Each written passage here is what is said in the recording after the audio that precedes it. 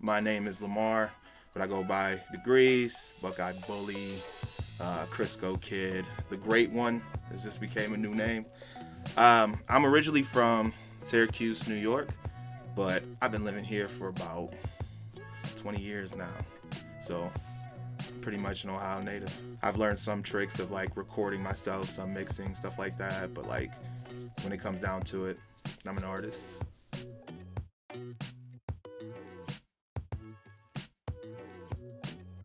So I still kind of like consider myself an underground artist, but biggest accomplishments for me, pretty much I'd say being able to do music for independent movies, being able to go out and perform for some big household names and stuff like that. But at the same time, just like being able to perform for like big crowds. I've been at some shows that I've done big crowds, so it's been a great accomplishment for me. But like I said, I'm still kind of like an underground artist, so nothing like national, but been doing a few things.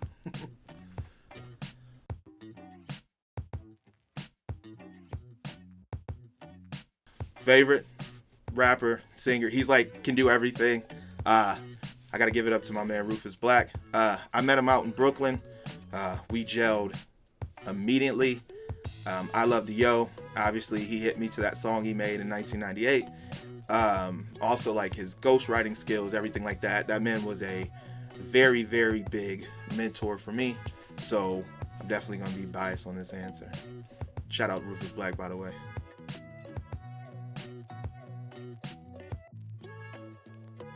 Pretty much what advice I have for someone living in Ohio that wants to do music. I'm kind of going to give it to you like a lot of other artists or, producers, managers, whatever. Networking. I mean, networking, meeting people, promoting your brand. It's going to be free for a while of like, you promoting yourself, putting yourself out there, using platforms. But definitely networking by far is the biggest thing you could ever do. It's the only way you're really going to get out there, get to know people that can kind of put you in certain places. You can do it by yourself and without a team, but I can promise you, as someone that has experienced this, it is a struggle. I mean, a struggle. You might be able to do everything by yourself, but that doesn't mean that you have the means to kind of get yourself going, where you want to be. A lot of artists sit there and, they rap their songs and be like, I did it by myself, but, they had a team behind them. They had people really strong behind them, but networking, number one thing.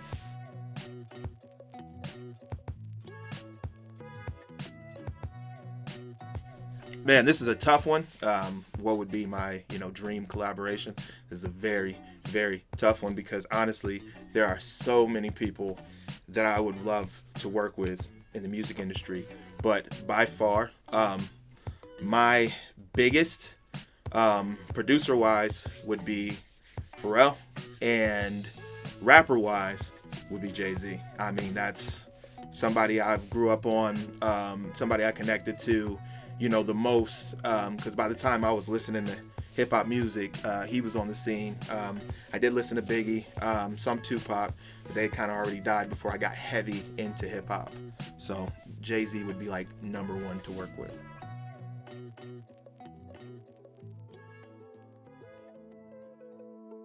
To tell you about my music, I basically have a knack for writing for like my moments of life, how I feel, my emotions.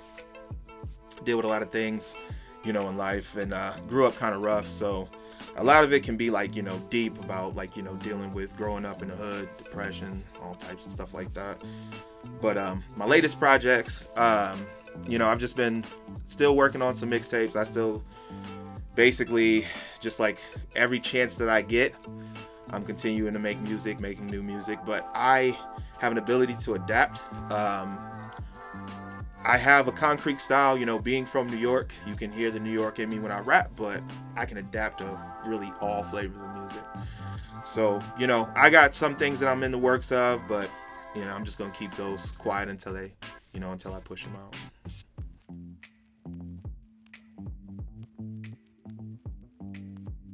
Let's see, I could tell you one of the crazy stories. Okay, so I got one where I was so drunk and so messed up that I barely remembered, but This was nothing like with industry wise or anything, but it is music wise. So this club we used to all go through. My fellow Columbus, Ohioans remember Major Woodies, and I swear it was like, I know one of the nights I was there, and I'm fucked up. I'm drunk off of, I think, like double shots of Bacardi 151, and I had a bottle in my hand. Actually, I had 2 bottles in my hand. I'm drinking. We got the music playing. Everything's going. It's going well. Our music's playing. It was so nice to be up in that club. And then all of a sudden, fights just broke out everywhere. Just like all the time. I swear to God, like it happened like a lot. But like that night, I'm sitting there so messed up. I'm trying to walk and get out because I'm so drunk. Immediately, when I get out to the back door and I try to go out through the gate that they had in the back door, in the back area, in the back patio area, I get maced out of nowhere. I got maced. A few other people I know got maced. But yeah, that was a crazy wild night. But I got one more for you. The craziest thing that I've ever experienced was I did a show. It wasn't even a show. I did a showcase out in Athens. It was at the college or whatever. We did a showcase. And I performed for this guy named Dominic Mitchell. And I paid $50 for it. So I'm thinking like, all right, this is one of those showcases where A&R show up. They're just going to look at people, take the money, and then bounce. No. What actually ended up happening is after I performed, pretty much the guy talked to me. He was like, all right, we're getting you out to Atlanta. I went to Atlanta. I got to be on their local TV station in Atlanta, doing an interview about myself. I also got to basically a spot in a performance at a place called Club Obsessions. That was pretty sweet. Kind of felt like a celebrity there. And then I got to meet Swiss Beats' family. I met his mother at her house. We went through conversations. I rapped for her, and then we got basically linked up with Swiss Beats' team.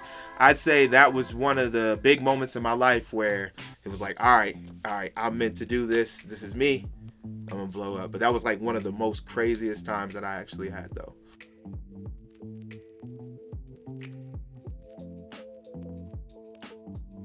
How I can be contacted. So if you're looking for any type of advice, listen, I can give you a lot of advice from experience I had. Pretty much, I go by Degrees, Greasy, all that stuff, but that name I do not own, so I use my legal name. So if you're looking for me, you can Google me. It'd basically be Lamar Adams Audio. So that'd be my first name, last name, LamarAdams Audio. Google that, or Google Degrees 614 if you're local. That's where you can kind of find me through my channels and stuff like that. But most of it is just my first name, last name, and then audio after that. I love Greasy, but obviously I don't own the name, so I don't know. Maybe the great one might pull off.